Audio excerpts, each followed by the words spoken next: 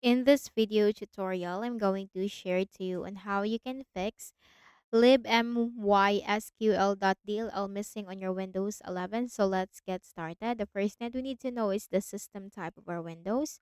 So go to the Windows search bar and type system information. Click on it under the best match and then simply take note of your system type and then open a browser, any of the browser that you have, and simply search for the missing DLL. Just put download. Click on the first option. Scroll down and you have to click the download button corresponding to the architecture or your system type. Once downloaded, click on the folder icon.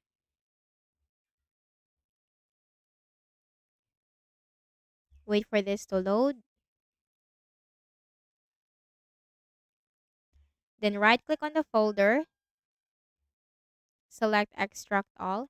Click on extract. Copy the DLL file, right click and then select copy.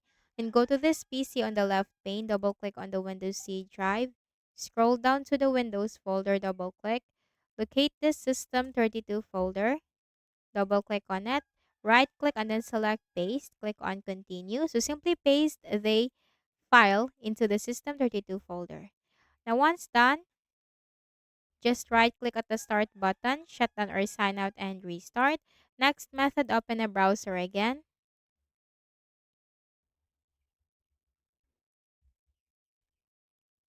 And then search for Visual C++ Redistributable and hit enter. Click on the first option. Scroll down and simply click the download link corresponding to your system type to install the Visual C++ on your Windows 11. Okay, so that's it. And I hope this video helped you. Kindly please do not forget to hit the like button and subscribe to this YouTube channel. Thank you for watching the video.